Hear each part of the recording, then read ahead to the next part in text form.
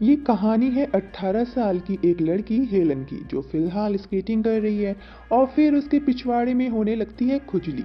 और फिर वो अपने दादाजी के बवासीर की बीमारी के बारे में बताने लगती है। वो एक गंदे से शौचालय के अंदर जाती है और एक क्रीम निकाल कर अपने पिछवाड़े में लगाने लगती है। दरअसल हेलन को भी बवासीर की प्रॉब्लम है जिस वजह से उसे होती है खुजली। उसके बाद वो उठती है और उसे टॉयलेट सीट पर दिखता है किसी आदमी का स्पर्म।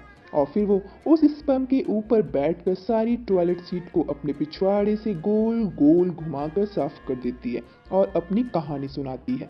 जब वो 8 साल की थी उसकी मॉम को साफ सफाई का कीड़ा है और हेलन उसी कीड़े को टॉयलेट धोकर साफ कर रही है। लेकिन दरअसल हेलन अपनी मॉम की बिल्कुल उल्टी है, उसे गंद में रहना और गंद खाना पसंद है। एक बार जब वो घर की बाउंड्री पर खड़ी थी उसकी माँ कहती है नीचे आओ मैं तुम्हें कैच कर लूंगी। लेकिन माँ उसे धोखा दे देती है और हेलन नीचे गिर जाती है। उसकी माँ कहती है कभी किसी पर भरोसा मत करना, अपने माँ बाप पर भी नहीं। फिर वो एक लड़के को अपनी तरफ अट्रैक्ट करती है और फिर वो दोनों एक दूसरे को देते हैं ओरल। लेकिन यहाँ भी हेलन गंद में हाथ मारती है और उस लड़के के स्पर्म को अपने हाथों में लपेट कर घर पहुंच जाती है। तब तक वो स्पर्म गया था सूख। हेलन उस स्पर्म की गोली बनाकर मुंह में डाल लेती है। फिर वो बाथटब में नहाने के लिए जाती है, खूब सारी सब्जियां लेकर, काटने के लिए नहीं अंदर घुसाने के लिए, जिसमें गाजर, खीरा, अदरक ये सब शामिल है। फिर हम उसकी माँ को देखते हैं जिनका बॉयफ्रेंड है और उसके अपने पति से तलाक हो चुका है। हेलन का एक छोटा भाई भी है। उसकी माँ डिप्रेशन का शिकार है और शांति पाने के लिए कई धर्मों को ट्राई कर चुकी है। तभी उसके पड़ोस में आती है एक लड़की जिसका नाम है कोरेना। लेकिन हेलन उससे बड़ी रूडली बात करती है और कहती है फूट गई तुम्हारी किस्मत जो तुम्हें हम जैसे पड़ोसी मिले। उसके बाद कोरिना एक बॉयफ्रेंड पटाती है और उसके साथ घपाघप करने लगती है।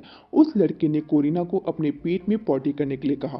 कोरिना ने भी दम लगाया और अपने बॉयफ्रेंड को संतुष्ट किया। लेकिन अगले दिन ये पूरी बात कॉलेज में फैल गई और कोरिना का हो गया ब्रेकअप। हेलन अपने पापा के घर जाती है और देखती है कि अंडे जल गए हैं और पापा नई मम्मी के साथ लगे हैं। वो उस जले हुए अंडे को पेन के साथ सोफे पर रख देती है और कहती है पापा जल गए अंडे।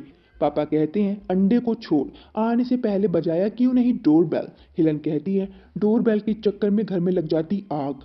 हेलन फ्लैशबैक में जाती है जहां उसके पापा ने कार की डिक्की बंद करते वक्त उसके हाथों को दिया था कुचल। मतलब वो भी संकी आदमी है उसकी माँ की तरह। लेकिन हेलन अपने पेरेंट्स से बहुत सारा प्यार करती है, लेकिन वो उन दो संख्यों को एक साथ मिलाना चाहती है। फिर वो हमें अपनी माँ के बारे में बताती है जिनका मानना है कि लड़कियों को अपने प्राइवेट पार्ट हमेशा शेव करके रखने चाहिए।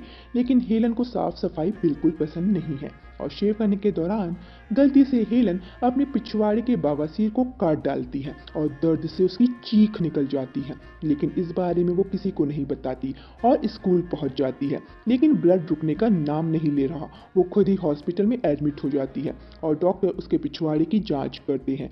फिर वहाँ रॉबिन नाम का एक नर्स आता है और हेलन के कपड़े चेंज करता है और उसे ऑपरेशन थिएटर ले जाता है। फिर हेलन रॉबिन से उसके पेरेंट्स को कॉल करने को कहती है। ऑपरेशन होने के बाद हेलन रॉबिन से पूछती है मेरे कपड़े कहाँ हैं। रॉबिन उसे उसके कपड़े दिखाता है और हेलन की पैंटी में लगा होता है दाग।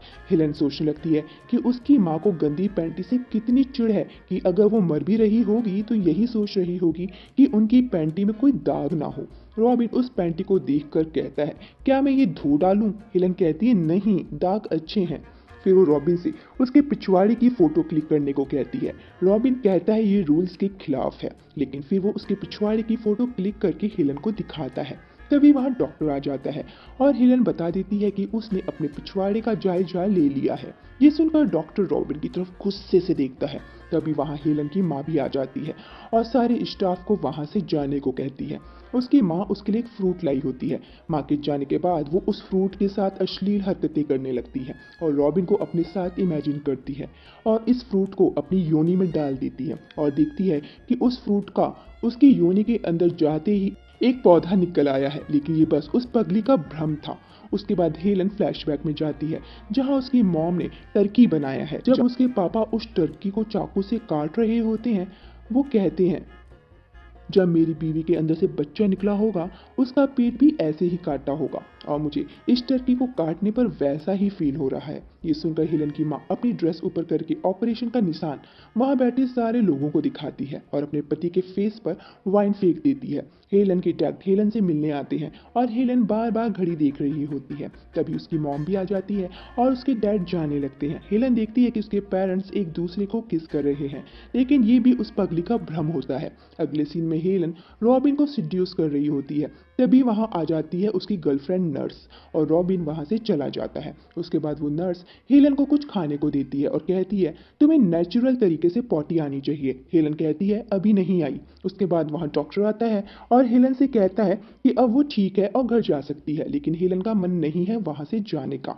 डॉक्टर कहता है हम तुम्हें यहाँ नहीं रख सकते, तुम घर के माहौल में हल्दी लगाकर जल्दी ठीक हो जाओगी। रात में हेलन एक चेयर के हुक को अपने पिछवाड़े में डालकर फिर से छलनी कर देती है अपना पिछवाड़ा ताकि वो हॉस्पिटल में रुक सके। रॉबिन जब बेड पर खून देखता है हेलन को इमरजेंसी में ले जाता है, जहां डॉक्टर को हेलन की इमरजेंसी सर्जरी करनी पड़ती है। कुछ दिन बाद हेलन ठीक हो जाती है और रॉबिन को ढूंढने लगती है। रॉबिन की शिफ्ट खत्म हो गई थी और वो घर जाने वाला था। हेलन उससे कहती है मुझे भी ले चलो अपने घर।